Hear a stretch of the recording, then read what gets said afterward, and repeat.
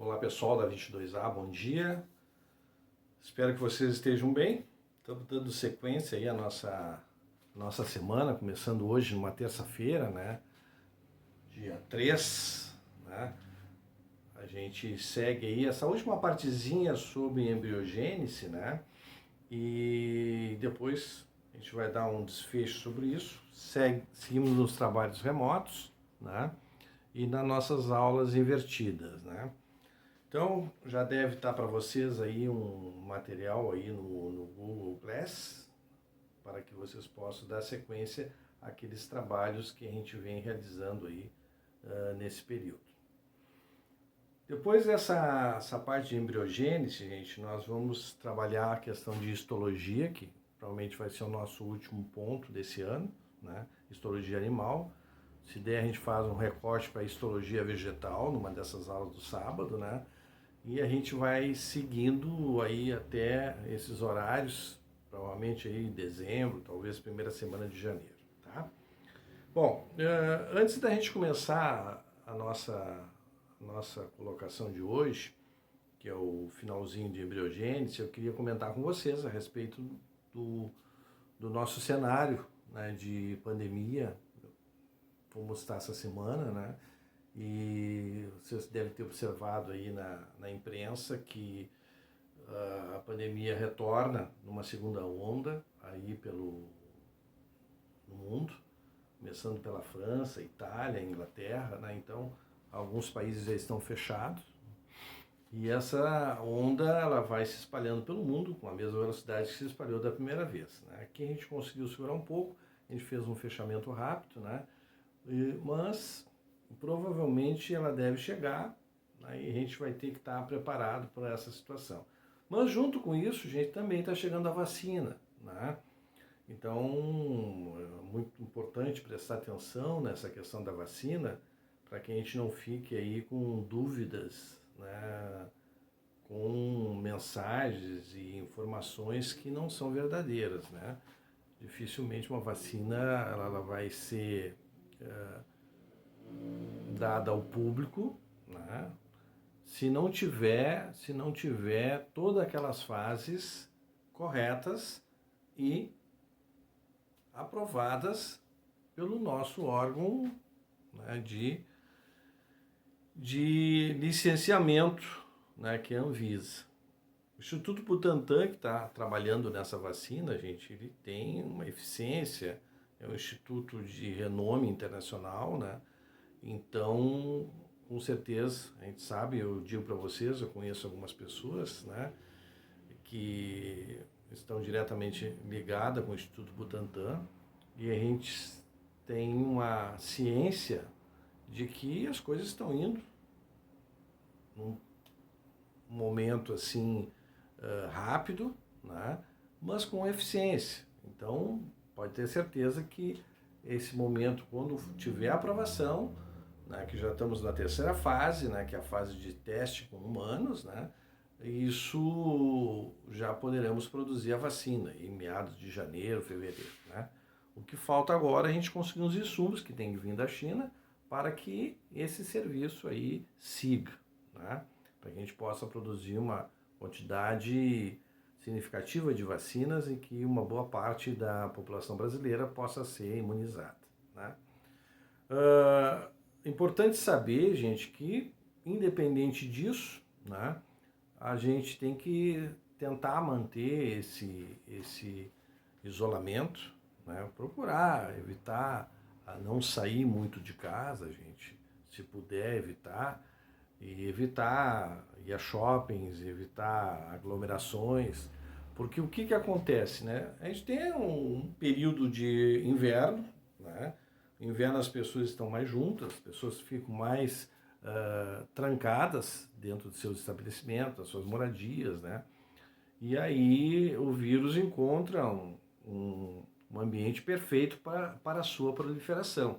A mesma coisa acontece no verão, a gente está fechado dentro do ar-condicionado de carro, ar-condicionado de ônibus, ar-condicionado de shopping, né? Então isso não é bom porque, por mais que haja uma purificação, gente, o vírus está ali, né? Ele não está tendo uma circulação de ar natural, né?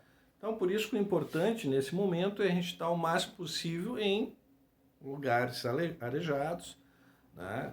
Tudo bem, vai receber alguém, se caso for receber alguém, procure estar em espaços separados, né? Mantendo 2 metros ou mais, ou até receba na rua, no pátio ou no condomínio. Aí você vai e segue, né? Claro que a gente, se é que a gente está cansado já de estar nesse isolamento, né? Porque a gente, claro, o isolamento ele é fundamental, mas a gente também cansa, porque nós não somos seres para viver em isolamento, né? A gente precisa estar junto, né? Então imagina, a gente está desde março, estamos entrando em novembro, a gente teve lá 2 semanas de aula e depois cada um foi para o seu canto, ficou isolado, trancafiado nas suas casas, né? Então, e a gente tem que ter esses cuidados, seguir, gente, aqueles cuidados de higiene, né? Aquilo que eu comentei com vocês, até naquela aula de sábado a gente falou sobre isso, né? Manter a higiene, né? Seguir, gente, com álcool gel, né? Em casa, não precisa usar álcool gel, né? Em casa vai lá e lava as mãos com sabonete, com sabão, né? Troque as roupas, dependendo do local onde vocês vão, gente, não fique circulando dentro de casa com a mesma roupa e principalmente, inicialmente, o calçado, tá? Se puder trocar o calçado, assim que chegar, tá valendo, tá bom? Mas eu queria, independente disso, eu queria só fazer um alerta, gente, e conversar com vocês sobre uma questão muito surpresa e ao mesmo tempo muito assim maluca, né, que está acontecendo, né? É um outro tipo de doença, né? Parece que a gente focou só na questão da Covid e esqueceu uma doença muito perigosa, gente, que é a poliomielite, né? Se vocês prestarem atenção, ouvido das manchetes, nós não atingimos nem 40%, gente, no número de pessoas que foram se imunizar, que levaram seus filhos, seus adolescentes, etc., para tomar vacina. Não chegou a 40%, gente. Aí tu pergunta, pô, mas a gente já tem a polio erradicada do Brasil desde 1989, são mais de 30 anos. Entretanto, gente, a gente tem que seguir com a imunização, porque ela pode ter sido erradicada do Brasil, mas não foi erradicada do mundo. Nós temos no Paquistão, no Afeganistão, nós temos a polio. E hoje, como vocês viram na questão aí do Covid, gente, em questão de horas, em questão de dias, a pandemia se espalhou, por isso que ela é uma pandemia, quando ela perde o controle. E como é que se controla? Se a gente tem a vacina, a gente consegue controlar, né? Então a gente não deixa entrar. Agora, tu imagina só 40% das pessoas tomarem vacina. O resto tudo ficou aí, gente, à deriva, né? Até os postos de saúde estão fazendo. Claro que tu vai entender, não houve muita campanha, não houve, óbvio, né? Mas a gente tem que pensar que existem os postos de saúde que fizeram suas campanhas, né?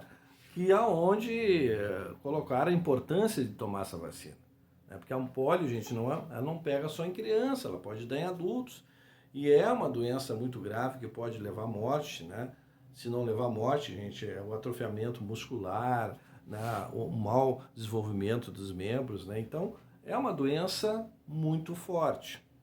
E se nós temos essa doença em alguns países do mundo, gente, isso não quer dizer que não vai chegar no Brasil, né? Até a gente fica pensando, claro, que em 1979, faz 31 anos, né, gente? Então, tem muita gente que é pai hoje que nunca viu a polio, nem sabe como é que é a polio, né? Mas a polio existe, e por isso que existe vacinação. E o Brasil é muito bem respaldado na vacinação contra a polio. Nós temos vacinas, nós temos vacina em estoque, nós temos a demanda para dar vacina, né? Basta ir num posto de saúde. E é lógico, aquela pergunta, mas eu vou num posto, eu vou correr risco de pegar Covid. Gente, é um posto de saúde, né? O posto de saúde está tendo cuidados para isso, mas os riscos a gente tem em todos os lugares. Mas há cuidados para que isso não ocorra. É uma vacina só, né? Então, vai lá, leva seu filho, as pessoas veem a carteirinha, gente.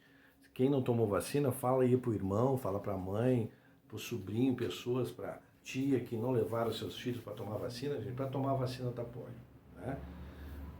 Até o sarampo, gente, até o sarampo também não houve uma vacinação como devia ter sido, né? Alguns estados, não sei como é que vai ser o Rio Grande do Sul, alguns estados estão aumentando, prorrogando, né, o seu tempo de campanha de vacinação, tá bom? Então, acho que eu queria deixar esse recado, gente, porque embora a gente esteja com a Covid, aí, com uma pandemia, é uma situação totalmente singular, como eu venho dizendo todos os dias, nós mudamos nossas vidas, né? Muita coisa mudou, né? E a gente precisa também não esquecer, gente, das coisas que já eram da nossa rotina, né? E principalmente uma questão de vacinação, tá bom? Fica dado o recado aí, tá, gente? Na sequência, nós falamos aí, temos 2 videozinhos sobre embriogênese humana, né? Então falamos do que é isso, temos o conceito, né? Até eu coloquei aqui na repetição, gente, falamos na definição. Então, são vários processos que ocorrem, gente, para a formação do embrião, desde a união da célula masculina com a célula feminina, né? Então, se uniu, a partir daí, gente, começou a ter vários fenômenos, várias divisões para atingir várias fases. Então, a partir daí acontece um monte de divisão celular, vários mitósios, chegando na fase de mórula, que é a forma de uma mora. Aí da forma de mórula, gente, começa a sofrer umas alterações, formando 2 tipos de tecido. Um tecido interno, chamado mesênquima, e um tecido externo, chamado ectodérmio. A partir daí, nós temos o início da formação embrionária, correto? Aí nós temos a fase da segmentação, da gastrulação, e agora nós temos a fase da organogênese, que é essa fase que nós vamos ver agora. Dizendo para vocês, né, que junto com todos esses nossos vídeos, que a gente termina hoje em embriogênese, vai estar circulando, vocês vão ser contemplados aí com um PowerPoint que vai fazer um resumo de tudo isso, gente, com alguns detalhes a mais, tá bom? Para que vocês tenham esses conteúdos aí nos seus estudos, tá bom? Então, a organogênese, gente, como o nome está dizendo, a gênese, a formação dos órgãos, é a última fase da embriogênese, gente. Então, é a fase da embriogênese onde ocorre a organização do sistema nervoso. Olha só que bacana que é isso aí, né, gente? Quando a gente pensa em natureza, desde a formação do indivíduo, tudo que a natureza faz para que se chegue a nós, que chega à formação do indivíduo, chega até a vida. Então, todo esse processo vai desde a união do óvulo com o espermatozoide, agora nós estamos falando formação do sistema nervoso, que é a primeira coisa que vai se formar, né? Então, quer dizer que aquele ser que está se formando ali, gente, já começa a ter percepções, já começa a receber informações externas, por mais primitiva que ela seja. Então, o que vai acontecer aqui? Esse processo agora chama-se neurulação, que é o processo da formação do sistema neurológico, tá? A partir daí, os tecidos embrionários darão origem a todos os tecidos do futuro ser vivo. Quando a gente fala em tecido embrionário, nós falamos naqueles, ó, a endoderme, a mesoderme e a ectoderme. São 3 tecidos embrionários, também chamados de folhetos embrionários, né?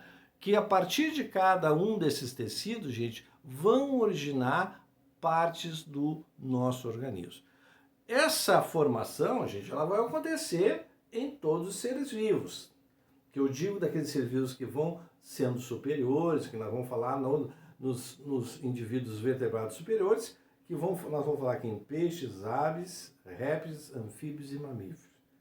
Tá? Então, essa embriogênese são todos aqueles indivíduos que vão ter uma reprodução sexuada, né, por fecundação. Tá? Mas o nosso foco aqui maior aqui vai ser a embriogênese humana por enquanto, né? Porque depois a gente tem aí para o ano que vem, né, a gente vai estudar aí essa parte de seres vivos, classificação, aí a gente vai voltar a comentar isso de novo, porque cada segmento dessa parte que nós estamos falando, gente, vai estar relacionada com o tipo de classificação, né? Sempre que eu falei para vocês assim, ó, quando se fala em classificação de ser vivo, está muito ligado à origem, como é que se originou, se é um indivíduo deuterostômico, se é um indivíduo protostômico, lembra que a gente falou no último vídeo?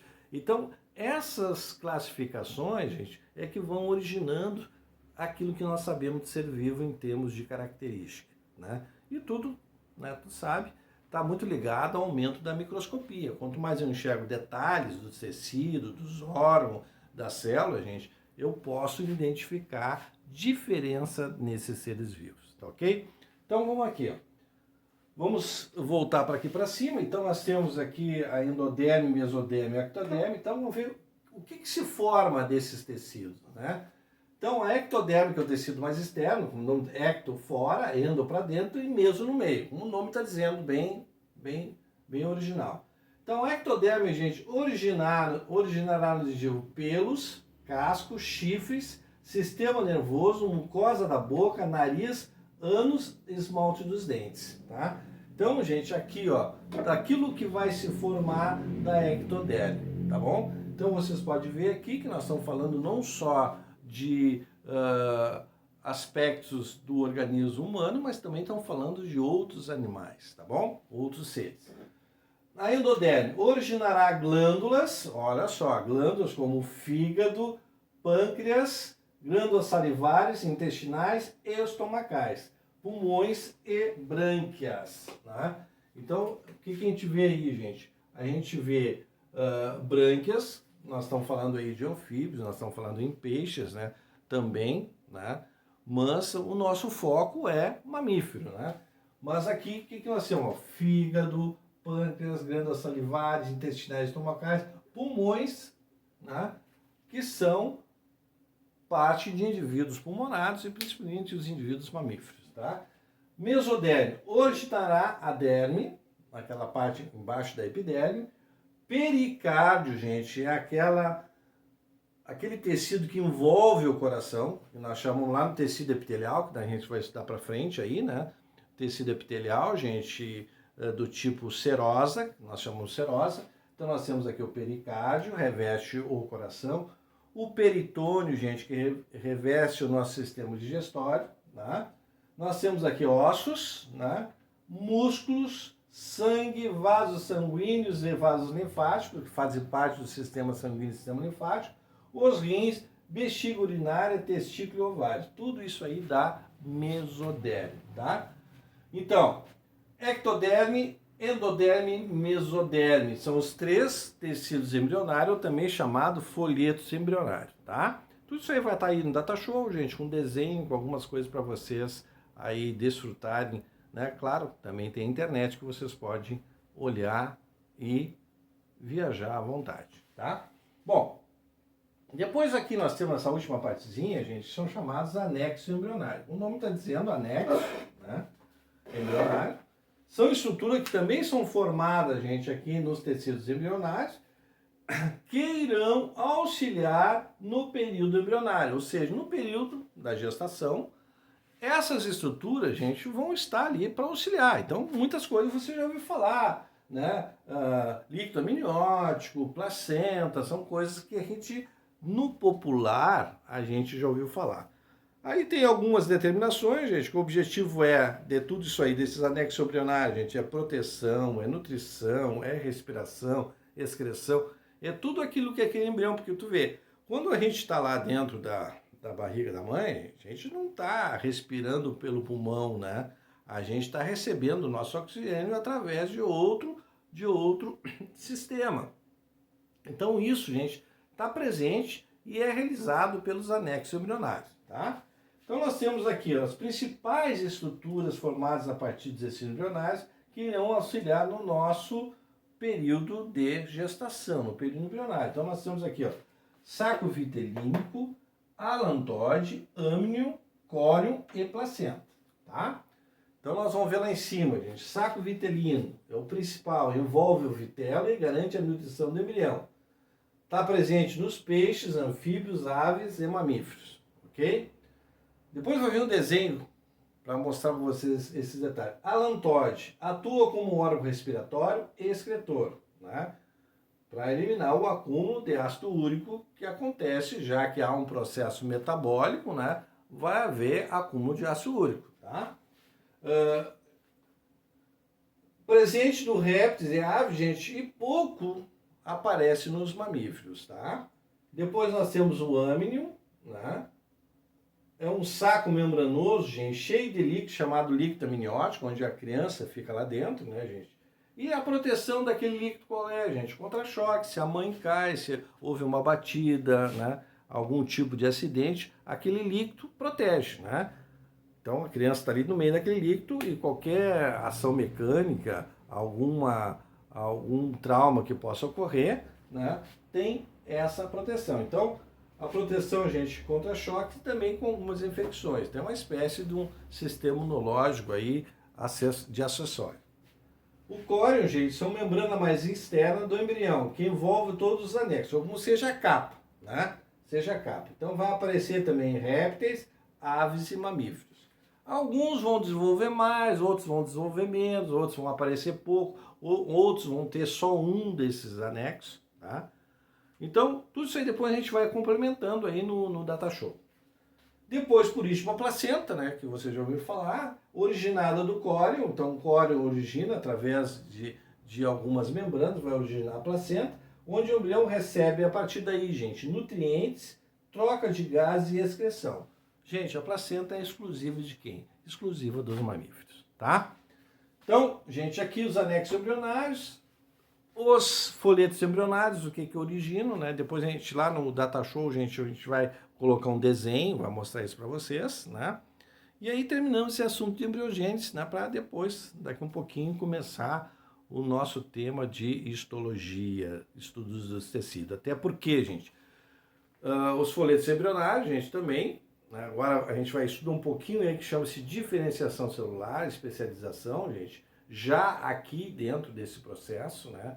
Porque quando esse tecido ectoderme, por exemplo, aqui vai originar pelos caco-chifre, houve o quê? Uma diferenciação celular, ou seja, a célula se especializou e originou aquele tipo de órgão. Então essa especialização, gente, a gente vai comentar um pouquinho, vamos falar, gente, de alguns tipos de doenças, alguns tipos de exames, né? Aí nós vamos fazer o que com esse estudo aqui? Nós vamos trazer para o nosso dia a dia, vamos trazer para a nossa vivência. Que aí o que vai acontecer? Vai ter alguns recortes desse trabalho que vai ser sugerido lá no estudo invertido, nas aulas invertidas, né? Ainda nós não vamos pedir, mas nós vamos sugerir. E aí no final de todo um processo, 2, 3 capítulos que a gente vai estudar, a gente seleciona para jogar numa outra atividade avaliativa para aí o final de novembro. Tá bom, gente? Então, por enquanto é isso, né? Vocês tenham uma boa semana, estamos começando uma semana agora. Não esqueça, dia 14 de novembro, gente, nós temos uma aula extra aos sábados, né? Que vai ser por terça-feira. E aí a gente vai aí selecionar o conteúdo, eu vou avisando para vocês. E também, gente, nessa semana, na semana que vem, vai entrar para vocês o calendário das nossas aulas presenciais à distância, né? Aquelas aulas que a gente vai ter aí diretamente ao vivo pelos aplicativos. Tá bom, gente? Então, uma boa semana para vocês, fiquem bem. Se puderem, como diz o professor Adelino, gente, fiquem em casa, né? Agora, se vocês precisarem sair, tenham esses cuidados. Muito importante, né? Tudo que a gente está vendo aqui, que a gente está estudando, gente, nós vamos estudando à medida do possível, né?